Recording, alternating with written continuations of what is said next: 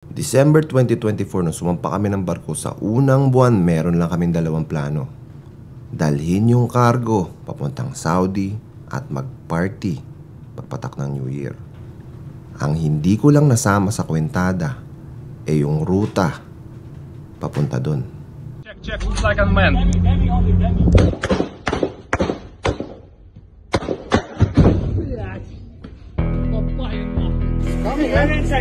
Inside.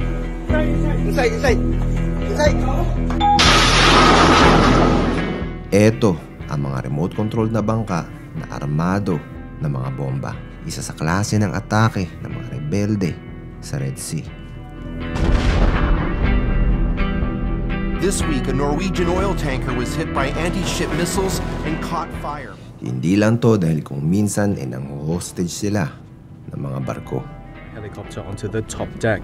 They brandished weapons at the ship's crew and ordered them to lie down. Its crew of 25 is made up of nationals from Bulgaria, Ukraine, the Philippines, and other countries. Isang crisis na nag-umpisa kamakailan at pinapanood ng buong mundo. A surge of attacks from Yemen's Iranian-backed. These Houthi forces are destabilizing, they're dangerous. Iranians decide that a war should erupt. And some shipping companies are opting to sail around Africa. One of the most vital shipping lanes in the world, the Red Sea. Ang sitwasyon na susungin namin ngayon. Sige son, 120. Steady lang. Yung bangka dito sa port side namin hindi kita sa radar, so nakabase lang kami ngayon sa site. Nagpe-prep na yung guard namin.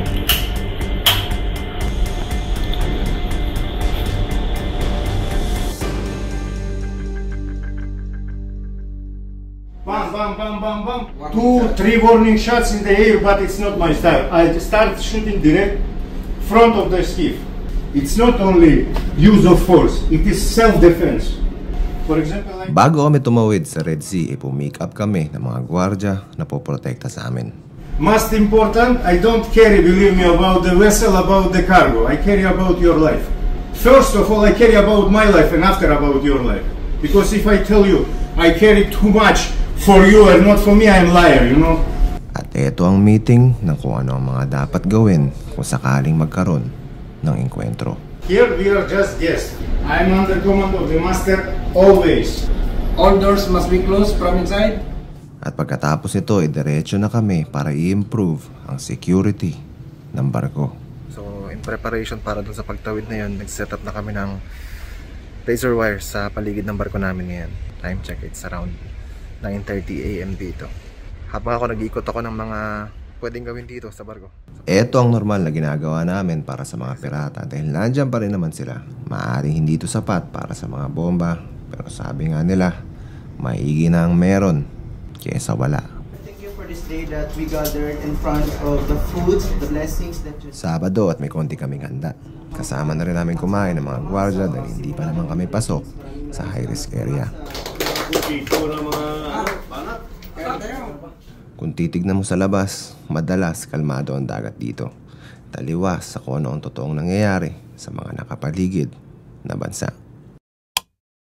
Ang area kung saan nagaganap ang karamihan ng mga atake ay malapit sa Yemen, kung saan naroon ang mga rebelding Houthi. Ito ang grupo na suportado ng Iran at kakampi nila sa gyera laban sa Israel.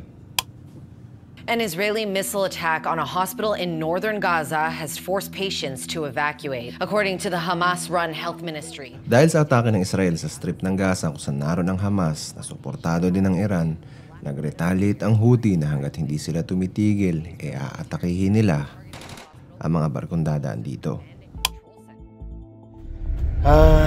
So, ito, tumatakbo kami. Papunta kami ngayon sa high-risk area. Hopefully, okay kami na makatawid dito sa Red Sea. Tatlong grupo nagpapalitan bilang bantay sa loob ng 24 oras. Bawat grupo ay binubuo ng 3 tao, isa sa radar at 2 sa visual, harap at likod. Hanggat hindi kayo nakakalabas sa area, ganito ang magiging routine nyo ng mahigit 1 linggo.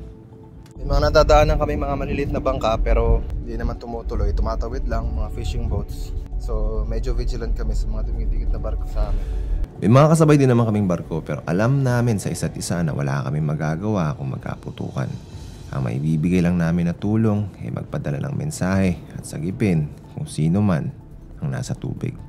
Iyon ay kung wala na ang kalaban. Ilang salubong kaming skip kanina. Medyo alerto kami. Binuksan lahat ng pinto kasi nga pag pinaliparan kami ng RPG dito, sasabog lahat ng salamin. Ngayon, yung skip medyo nakalayo-layo na at dineclare niya as maaaring fishing boat lang na umaaligid. Pero ito, vigilant pa rin kami sa mga pwedeng dumikit sa amin ng mga bangka rito.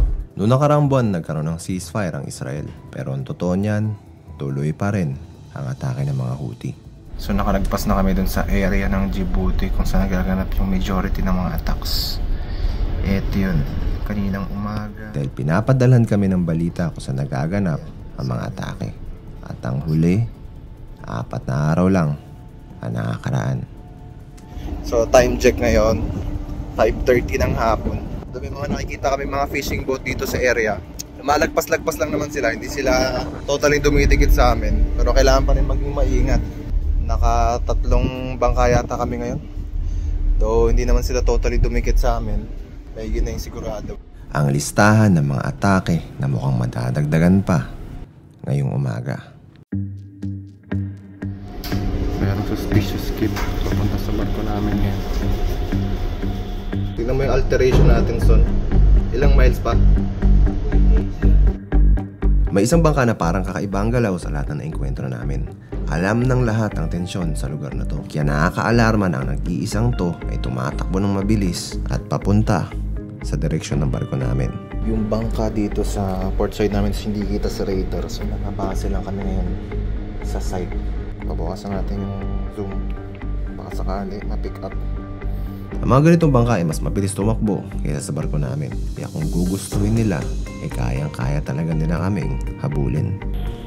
Nagpe-prep na yung guard namin. Isang retired na sundalo ang gwardiya namin na nag-transition bilang armed guard para sa mga barko. Nandito na siya nung nagsimula ang mga atake kaya alam niya pagkakaiba ang galaw ng isang bangka. Upa ng tabi ng barko pero lumagpas. Mahigit 1 oras na din namin binabantayan at iniwas-iwasan ng bangkang to na tila humahanap lang ng tiyempo. Sige son, 120. Steady lang. Steady lang. Kahit ganito na ang nangyayari, sinabi niya sa akin na hindi kailangan tawagan si Kapitan dahil para sa kanya, isa lang tong normal na umaga. Son, dali mo sa starboard 20, son. Bumabalik yata yung bangka. Hanggang sa tuluyan nga itong tumawid, papalayo at dineclare niya ang sitwasyon bilang safe.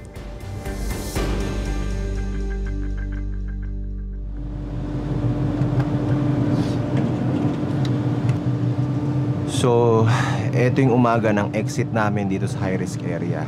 Yung mga gwardya, bumaba na rin. Ngayon, balik na kami sa mga normal na routine namin.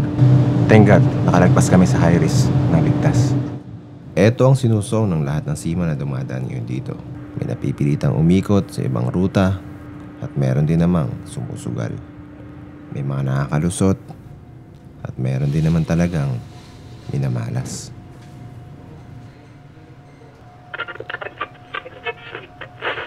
The United States White House confirms death of the missing Filipino seafarer in the MV Tudor that was attacked by Houthi rebels in... Lahat ng tensyon at peligrong yon ay para lang maitawid ang kargadang to.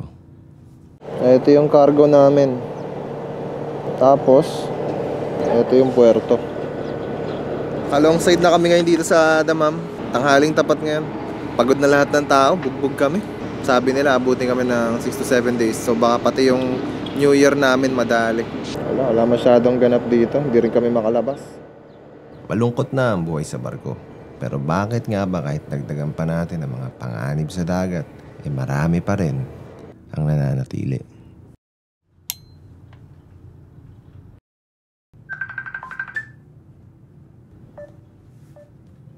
Happy New Year, Daddy! Nagpe-prepare pa lang kami sa sa handaan namin. Tapos mamaya-maya bawat isa sa amin ay may kanya-kanyang dahilan.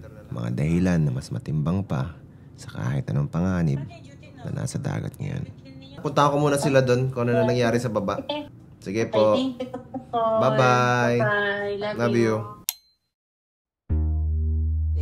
Welcome to 2025. Picture na! Hey. Okay, smile! Dalawang tag 50. Pag nanalo ko, wala kang premyo. lucky number. Ay, yan pa naman yung nananalo yung mga ganyan. Hindi na sa edula! Ayun o! Ang magbukas na Hello! Ayun na!